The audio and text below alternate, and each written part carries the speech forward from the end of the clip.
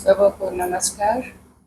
आज मैं आपके सामने जो वीडियो बना रही हूँ उसमें मैं अपनी लिखी हुई पुस्तक मधुर संस्मरण से एक संस्मरण सुना रही हूँ, जो कि मेरे गुरुदेव संत सेवी जी महाराज से जुड़ी हुई है।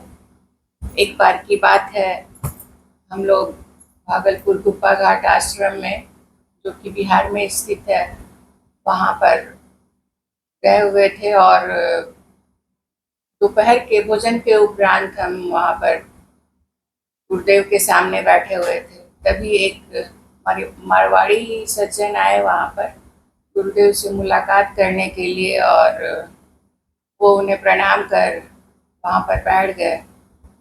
गुरुदेव ने पूछा कि आपने भोजन किया है? फिर उन्होंने कहा कि जाइए, आप पहले चौका में भोजन ग्रहण कीजिए, आपको भूख लगी होगी। फिर वो मेरी तरफ देखकर भूख शब्द बोलकर बहुत खिलखिलाकर हंस पड़े। तो मुझे कुछ समझ नहीं आया कि ये क्यों हंस रहे हैं इस तरह भूख बोलकर। तो उन्हें समझ गया कि मैं नहीं समझ पाई हूँ कि वो क्या कहना चाह रहे हैं। तो फिर उन्होंने कहा कि ये भूख शब्द जो है ना, बहुत छोटा सा है, लेकिन ये फैला हुआ है पूरे ब्रह्मांड में, धरती से लेकर आकाश तक फैला हुआ है। इसी भूख में सारे जीव दौड़ भाग कर रहे हैं। सारे जीवों को भूख है, किसी न किसी चीज की भूख है।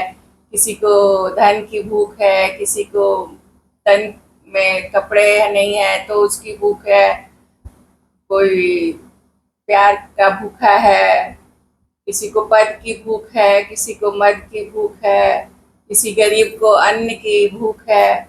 लेकिन सारा जीव ही भूख के पीछे दौड़ रहा है। लेकिन तन की भूख तो, पेट की भूख तो फिर भी मिट जाए भोजन करके, लेकिन बाकी भूख जो इंसान की खोपड़ी में, मस्तिष्क में है ना, वो नहीं बुझ पाती है। क्योंकि आज अगर आपको धन की भूख है, आज आपने 10 कमाए हैं तो कल 100, फिर 1000, 1000 हो गया तो लाख की भूख होगी, और लाख से करोड़, और पता नहीं फिर अरबपति खरबपति, और विश्व के सबसे अमीर इंसान बनने की इच्छा भी जगे। तो इस भूख में ही इंसान दौड़ता रहता है। कब उसकी जवानी खत्म हो जाती है, कब बुढ़ापा आ जाता है, कब शरीर कमजोर होकर वो लाचार हो जाता है अपने जीवन में, उसे पता ही नहीं चलता है। और जब सब कुछ समझ आता है तो खाली हाथ इंसान लाचार, अपने आप को बेबस महसूस करता है। तो यही है कि भूख कितनी होनी चाहिए और किस हद तक होनी चाहिए, इंसान को इस पर विचार करना चाहिए। क्योंकि असली भूख जो है हमारी, वो हमारे मन की शांति है। और मन की शांति हमें तब मिलेगी जब हम उस ओर चलेंगे जिधर ये मन शांत हो। तो हम तो आत्मा है, और हम आत्मा परमात्मा के अंश हैं। और जब ये तो परमात्मा हमारे अंदर ही बैठा है, तो हमारी शांति भी हमारे अंदर ही है। हमारे मन की शांति हमें अपने अंदर में ही मिलेगी।